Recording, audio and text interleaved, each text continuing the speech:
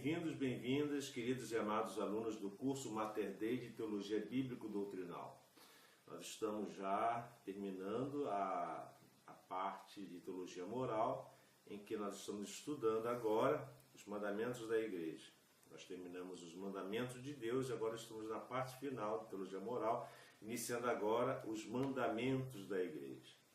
E vamos começar a nossa aula pedindo a Deus as luzes, a graça do discernimento, da inteligência, para que possamos aprender, entender e praticar os seus ensinamentos. Em nome do Pai, do Filho e do Espírito Santo. Amém.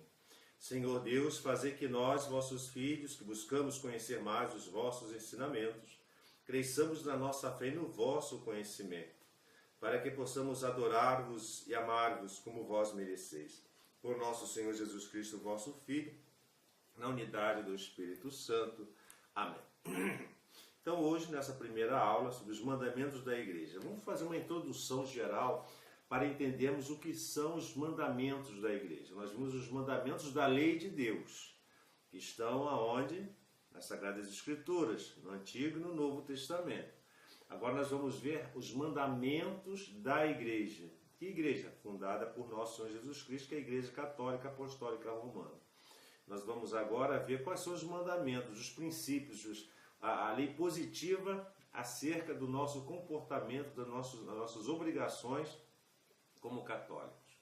Bem, dentre as leis mais importantes que Deus instituiu, é o cumprimento da lei de Deus, expressa aonde? Nos 10 mandamentos. E nosso Senhor Jesus Cristo indicou isso quando abordada pelo jovem que dele se aproximou, como está na narrativa de Mateus 19, versículo 17. Se queres entrar na vida eterna, observa os mandamentos. Então, o jovem perguntou, o que devo fazer para ser salvo? Observa os mandamentos. E para ser perfeito, vai, vende tudo que tens, depois vem e segue. Então, para ser salvo, tem que o quê? Observar os mandamentos. Para nos facilitar o cumprimento da lei de Deus, a Igreja determinou algumas obrigações do cristão, conhecidos como mandamentos da Igreja. Então, são os mandamentos do cristão. Cristo deu à Igreja a autoridade, para quê? Para governar os fiéis, e a sua solicitude de mãe leva a precisar, mais concretamente, qual é a vontade de Deus, e assim ajudar-nos a chegarmos ao céu. É essa, afinal, a missão da Igreja, a salvação das pessoas, de todo o gênero humano. A Igreja foi fundada, como nós já sabemos, por nosso Senhor Jesus Cristo. Para quê? Para a salvação dos homens. Então, nosso Senhor Jesus Cristo, ele veio à Terra para nos remir e nos dar a vida eterna, a vida divina. A fim de quê? De continuar na Terra até o fim dos tempos a sua tarefa redentora e reconduzir todos os homens à salvação eterna. Por isso que ele fundou a Igreja. Ainda que nos pudesse salvar de modo exclusivamente interno e individual, Jesus, portanto, ele preferiu criar uma sociedade visível, que fosse depositária do seu ensino e dos meios de salvação com os quais quis dotar todos os homens. Convinha, portanto, à natureza humana, ao mesmo tempo material e espiritual, que a salvação viesse através do quê? De uma sociedade visível. Assim recebemos os dons espirituais por meio de realidades visíveis, conforme a nossa composição material e espiritual. O homem é corpo e alma, matéria e espírito. Para isso, o Senhor escolheu quem? Escolheu São Pedro e os apóstolos. Para quê? Para governarem a Igreja e transmitirem os poderes aos seus sucessores, que são os papas e os bispos. Estes poderes quais são? Primeiro, ensinar com autoridade a doutrina de Cristo. Segundo, santificar com os sacramentos e os outros meios.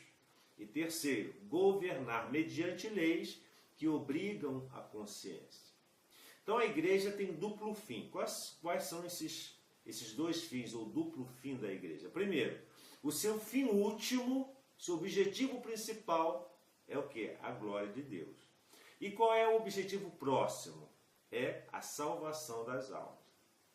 Então, o fim último, a glória de Deus. E o fim próximo, a salvação das almas.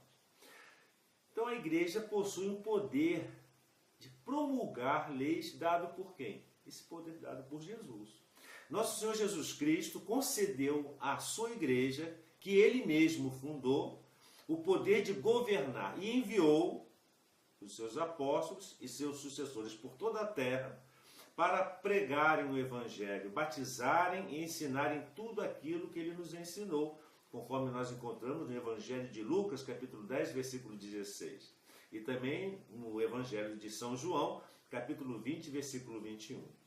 E através dessa autoridade, a igreja pode ditar leis e normas. Portanto, a igreja tem o direito e o dever de fixar aos fiéis todas as prescrições que considere convenientes por duplo motivo. Qual é o primeiro motivo?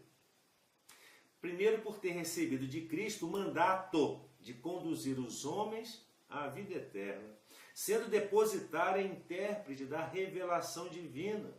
Ao impor os preceitos, a igreja pretende assegurar melhor cumprimento dos mandatos divinos e os ensinamentos do Evangelho. E o segundo motivo, pela missão que Deus lhe conferiu. A igreja, como sociedade perfeita, tem necessidade de quê? De prescrever as normas apropriadas à consecução de sua tarefa, ou seja, para a obtenção, o cumprimento de sua tarefa. Portanto, ao impor aos homens as suas leis, a igreja não pretende senão assegurar melhor o cumprimento dos mandamentos da lei de Deus e dos conselhos que o Senhor nos dá através dos evangelhos. De fato, a lei da igreja, o que geralmente fazem determinar o tempo e o modo de cumprirmos esses mandamentos ou conselhos. Dessa forma, temos as seguintes considerações. Quais são? Primeiro, os mandamentos da igreja são uma prova do amor maternal, pois ditando essas normas, a igreja apenas procura cumprir as obrigações de Cristo, do cristão. A igreja sabe por vezes que custa cumprir a vontade de Deus. Custa cumprir. Para nós, às vezes, é custoso. Mas, por isso, ela determina um modo de a cumprir. Como cumprir? Procurando garantir de modo adequado o caminho da nossa salvação. E segundo, faltando a qualquer destes mandamentos da igreja, não só se cumpre uma lei meramente eclesiástica, também se viola uma lei divina concretizada nessa lei eclesiástica. Daí que violar um desses mandamentos, em matéria grave, é sempre pecado mortal. Isso nos ensina o Catecismo de São Pio X, no número 474. Então, qual a diferença, portanto, entre os mandamentos da lei de Deus e os mandamentos da igreja? Bem, são as seguintes as diferenças. Primeiro, os mandamentos da lei de Deus obrigam a todos os homens, visto que o próprio Deus os deixou gravados na sua consciência. Já os da igreja obrigam somente os que fazem parte dela.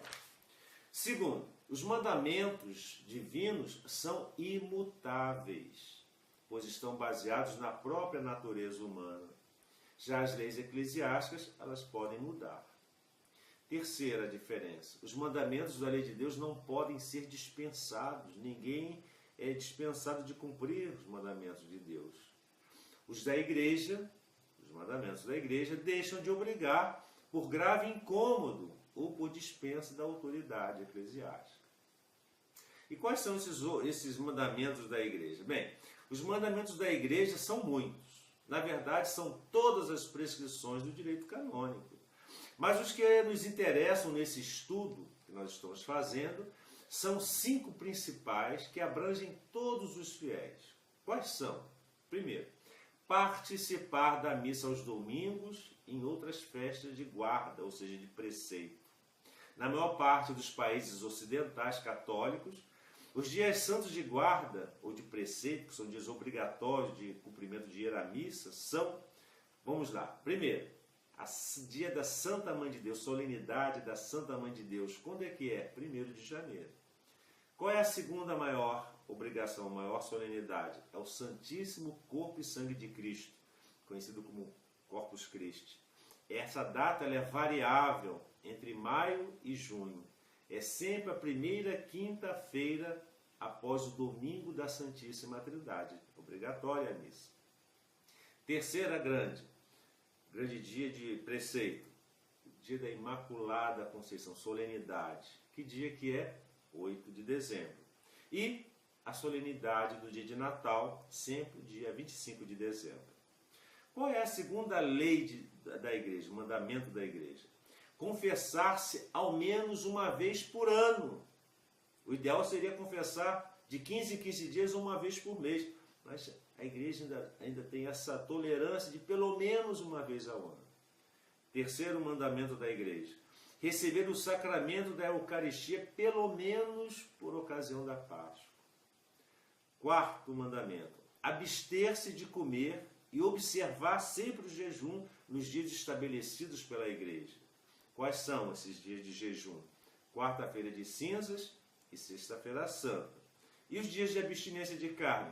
As sextas-feiras da quaresma e também todas as sextas-feiras durante o ano. Quinto mandamento da igreja: atender às necessidades materiais da igreja, cada qual segundo suas próprias possibilidades. Antigamente nós dizíamos pagar o dízimo. Então, às vezes nem sempre é o dízimo que a pessoa dá, mas pode dar uma outra forma de contribuição para atender às necessidades materiais da igreja. Nós vamos nos aprofundar nisso tudo aqui durante esse módulo. Estes 5 mandamentos da igreja, na sua forma atual, foram promulgados em 2005 pelo Papa Bento XVI, quando suprimiu o termo dízimos do 5º mandamento, pagar dízimo conforme o costume. Em sentido real, era, obviamente, contribuição, não taxação ou imposto. É uma contribuição, não é uma taxa nem um imposto. Então vamos agora ao primeiro mandamento da igreja. Qual é o primeiro mandamento da igreja? O enunciado é participar da missa aos domingos e outras festas de guarda. Então vamos lá, vamos aprofundar um pouco este mandamento da igreja, o que significa. Vamos lá. A obrigação que temos de empregar parte do nosso tempo no culto de Deus, ou seja, consagrando-o, portanto, é a lei escrita no coração, de modo que a conheceríamos ainda que Deus não nos tivesse dado o preceito no Monte Sinai. Então, essa obrigação que nós temos de dar o culto a Deus, ela já está impressa no nosso coração pela lei natural.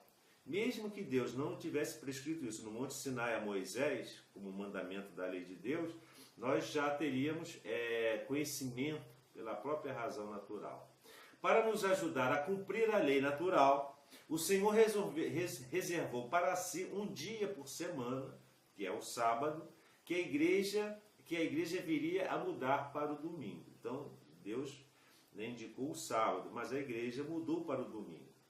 O Código de Direito Canônico, no cano 1247, prescreve o seguinte: no domingo e nos outros dias festivos de preceito ou de guarda, os fiéis têm obrigação de participar da missa. Qual é a razão de ser dessa prescrição? Bem, a razão de ser deste preceito eclesiástico fundamenta-se claramente no direito divino.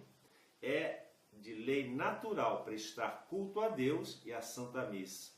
É o ato fundamental do culto católico. Estar na Santa Missa, participar da Santa Missa. A Igreja julgou conveniente concretizar o terceiro mandamento do Decálogo da maneira acima indicada. E é no cumprimento deste preceito que os cristãos encontram não só um dever, mas também um imenso privilégio, uma honra imensa. Convém, pois, veneráveis irmãos, que todos os fiéis se compenetrem de que seu principal dever e a sua maior dignidade consiste na participação do sacrifício eucarístico. Já dizia o Papa Pio XII na sua encíclica Mediator Dei. Torna-se bem clara, portanto, a sublime dignidade da missa se considerarmos detidamente as palavras do Código de Direito Canônico que define. 2 pontos. Cano 897, que diz o seguinte: o sacrifício eucarístico, memorial da morte e ressurreição do Senhor, em que se perpetua através dos séculos, o sacrifício da cruz é a culminância e a fonte de todo o culto e da vida cristã. Para santificar os domingos e os dias festivos, tributamos a Deus o culto de adoração mais digno dele. Este mandamento obriga, sob pecado mortal, todos os fiéis, com o uso da razão e 7 anos já cumpridos de idade, e deste modo a igreja determina e facilita o cumprimento do terceiro mandamento da lei de Deus. Além do mais, pedagogicamente, explica a importância da missa para que assistamos com maior frequência. E qual o modo de cumprir este mandamento? Como poderemos cumpri-lo? Bem, primeiro, há o dia previsto. Este preceito deve ser cumprido precisamente no dia marcado, passado o qual deixa de obrigar. Esse aí, se você não... Era obrigação daquele dia, passou, você não cumpriu. Assim, aquele que deixou de ouvir a missa nesse dia, ainda que não seja por sua culpa, não tem obrigação de ir à missa no dia seguinte, nem cumpre o preceito por ir no outro dia qualquer. Não, tem que ser naquele dia. No entanto, como é ensinado pela igreja, atualmente este preceito pode ser posto em prática. Como assim? Assistindo à missa na tarde de sábado, já nas vésperas de sábado, ou no dia anterior à festa do preceito, conforme a instrução Eucharisticum Mysterium, número 28, e o Código de Direito Canônico, no Cano 1248. Qual o segundo modo de cumprir este mandamento? A presença corporal.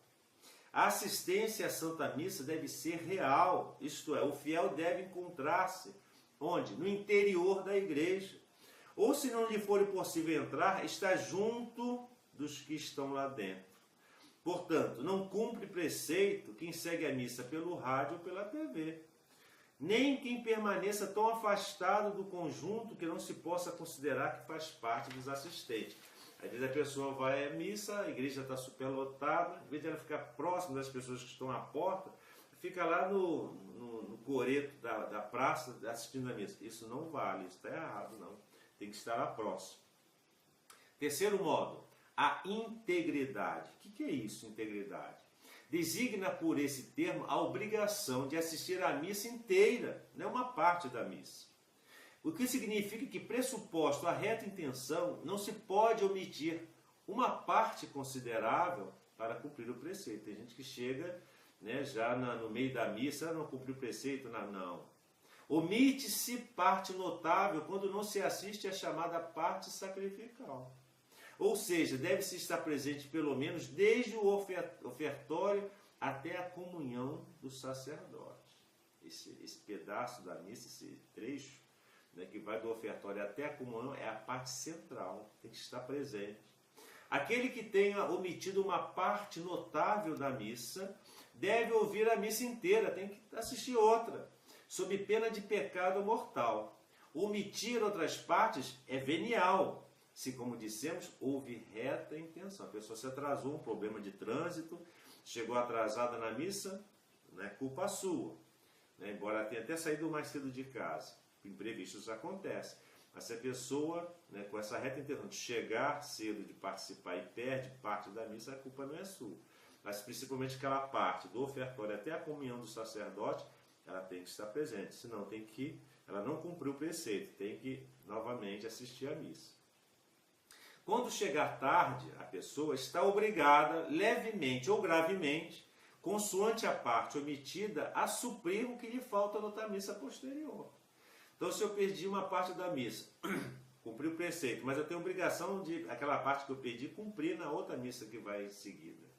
É lícito ouvir duas partes sucessivas, não simultâneas, desde que a consagração e a comunhão façam parte da mesma missa.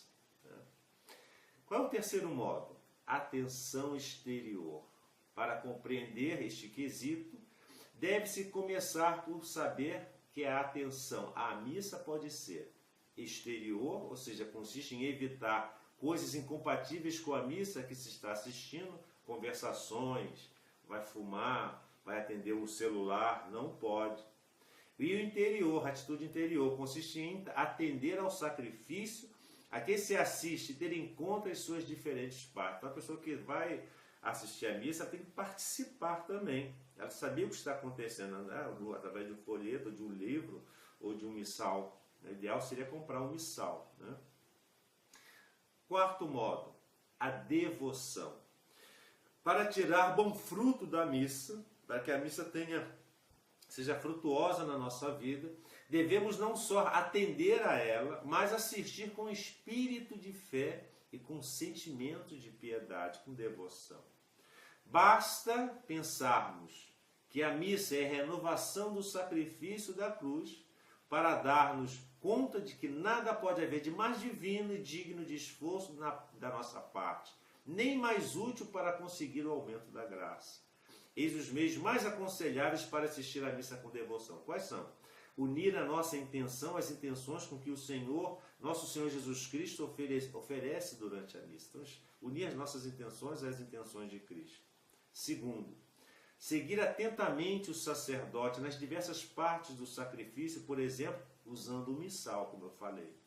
Terceiro, recitar em voz alta as orações a que devemos estar participando, que vamos intervir.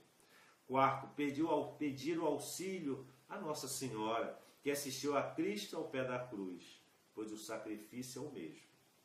Evidentemente que quanto mais nos compenetramos do Espírito e das intenções de Jesus ao imolar-se no altar, quanto mais nos unamos ao seu sacrifício, tanto mais frutos nós teremos. Quais são as causas que dispensam da pessoa de assistir à missa? Bem, geralmente as circunstâncias que podem dispensar a missa são, primeiro, a impossibilidade física, é lógico. Se está doente, é uma possibilidade. As pessoas débeis e convalescentes estão dispensadas se for inconveniente a missa. A pessoa está operada, está com uma sonda, é claro que ela está dispensada, por uma questão até de um incômodo ir com aquela sonda e tal, né? Quem vive muito longe da igreja não pode fazer a viagem sem sérios problemas. Não se pode determinar a distância, pois depende de meios de transporte com que possa contar. Tem gente que mora distante demais, na zona rural e tal, e às vezes não tem dinheiro ou transporte para ir. Qual a segunda dispensa? É a grave necessidade pública ou privada. Pode também dispensar de assistir à missa, por exemplo, os que tratam de doentes ou de crianças muito pequenas, ou os que são obrigados a trabalhos urgentes e não podem ser substituídos, às vezes um bombeiro está de plantão, né? Os trabalhadores poderão estar dispensados de assistir à missa, mas devem fazer o possível para modificar essa situação, né? Então a pessoa está impedida naquele dia, no domingo, no dia de presidir, assistir a missa porque ela está de plantão no hospital, no bombeiro, já é policial, sei lá, algum trabalho no supermercado que ela trabalha, foi escalada naquele fim de semana, naquele dia, ela tem que fazer o possível para evitar esse tipo de coisa. E terceiro, grave prejuízo. Se para assistir à missa, se tiver de sofrer grave dano para si mesmo ou para o próximo, existe razão suficiente para ela faltar, como já foi explicado. Em leis puramente eclesiásticas, o legislador não tem intenção de obrigar-se, daí resulta grave incômodo. As regras gerais fornecidas são facilmente aplicáveis por causa do grande número de situações que se podem dar à vida corrente. Nestes casos de dúvida, devemos cuidar de a ultrapassar, consultando, rezando, mas sem procurar o sacerdote, o confessor, o dirigente espiritual, para ele poder nos instruir. Cada caso, são inúmeras situações, então o padre vai orientar nesse sentido. E agora nós vamos ver os cânones do primeiro mandamento da lei da igreja, no Código de Direito Canônico. Vai desde o cano 1246 a 1248. O que dizem esses cânones? O 1246, parágrafo 1º, diz o seguinte: o domingo em que se celebra o mistério pascal por tradição apostólica deve guardar-se como dia festivo de preceito em toda a igreja. Do mesmo modo, devem guardar-se os dias de Natal, de Nosso Senhor Jesus Cristo, a Epifania, a Ascensão, o Santíssimo Corpo sangue de Cristo, o Corpus Christi, Santa Maria, Mãe de Deus, e a sua Imaculada Conceição e Assunção. São José, no dia de São José, dos apóstolos São Pedro e São Paulo, e finalmente de todos os santos. Deve-se procurar observar, guardar esses dias. Segundo parágrafo, a Conferência Episcopal, contudo, pode, com aprovação prévia da Sé Apostólica, abolir alguns dias festivos de preceito ou transferi-los para o domingo seguinte. Diz o cânon 1247, no domingo e nos outros dias festivos de preceito, os fiéis têm obrigação, sim, de assistir à missa, de participar na missa. Abstenham-se ainda daqueles trabalhos e negócios que impeçam o culto a prestar a Deus, a alegria própria do dia do Senhor ou o devido repouso do espírito e do corpo. Tem muita gente que vai fazer plantão espontaneamente, sem obrigação, em empresas, em serviços, corretagem. Esse dia é o dia do Senhor. Você tem 6 dias para fazer isso. Não é por causa de um dia que você vai cair na miséria e passar fome. Não faça isso, é pecado grave. E o cânon 1248, parágrafo 1º. Cumpre o preceito de participar na missa quem a ela assiste onde quer que se celebre em rito católico, quer no próprio dia festivo, quer na tarde do dia antecedente, ou seja, nas vésperas daquele dia.